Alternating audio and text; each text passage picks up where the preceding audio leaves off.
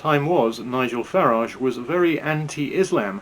Here's a short clip of him from a few years ago now, talking about Islamification, the changing of the UK's native culture to an Islamic one. On the question of Islamification, I think we have to do a bit more, probably starting in our schools, to actually teach people of the values of our Judeo-Christian culture, the good that it's done, and all that it's represented over centuries. Because I'm getting a bit tired of my kids coming home from school being taught about every other religion in the world, celebrating every other religious holiday, but not actually being taught about Christianity. In other words, quit banging on about the glories of Islam and start talking up British culture. And now Islamic law. There are over 20 police forces now in this country that turn a complete blind eye to the operation of Sharia courts and Sharia law.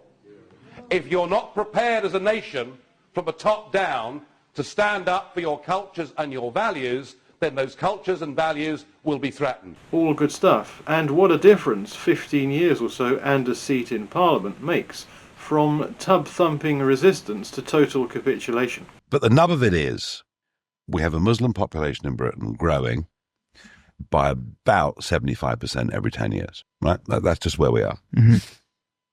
If we politically alienate the whole of Islam, we will lose.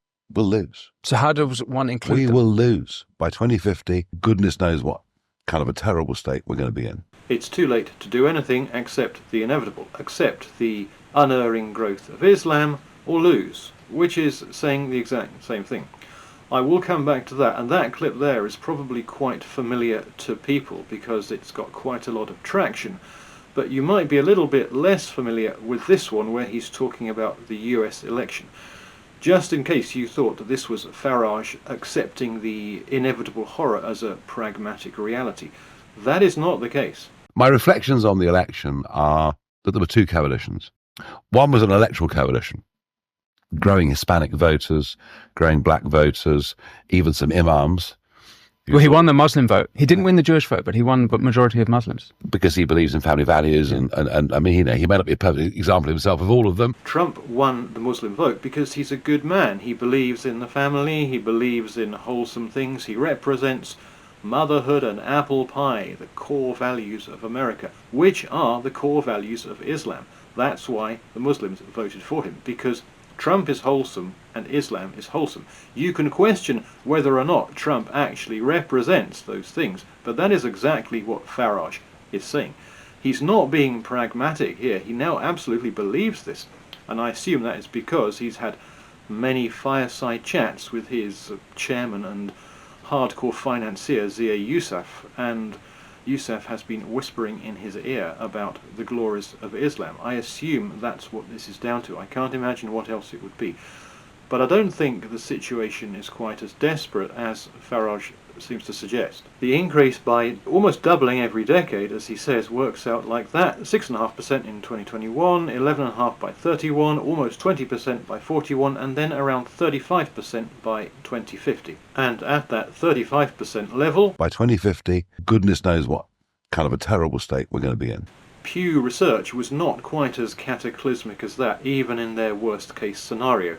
This was their 2017 analysis. Worst case scenario, high migration, they put it at 17% by 2050, almost identical to the medium scenario, 16.7%. But their zero migration scenario, with increase only by birth rate, that was just 9.7%. Zero migration is obviously, practically speaking, almost impossible. However, actual negative numbers are being bandied about in other parts of the English-speaking world by Farage's good buddy, who did so well with the Muslims. This was posted on Trump's Truth Social. Good news! Reports are incoming. Trump administration prepared to declare a national emergency and will use military assets to reverse the Biden invasion through a mass deportation program. To which Trump responds, true! There is obviously no current sign of that in the UK, with the Labour government keen to pump as many illegals as possible into the country on the assumption that ultimately, when they get legal status, they'll vote for them, which is what immigrants tend to do anyway, particularly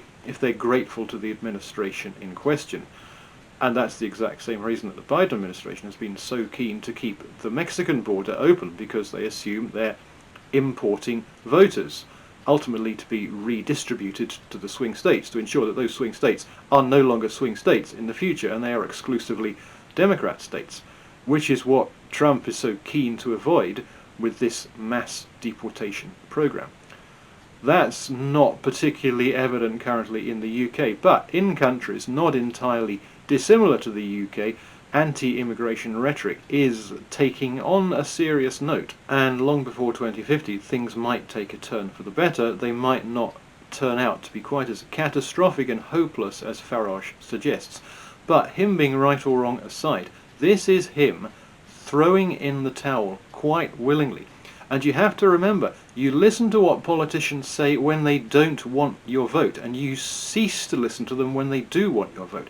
Currently, with 4.5 years before the next election, Farage does not want your vote. He has no reason to not talk honestly about this. And what he's saying now is what he believes. He will probably start to change the rhetoric as the election gets closer. When they don't want your vote, listen to what they're saying. And he is speaking his own honest opinion here.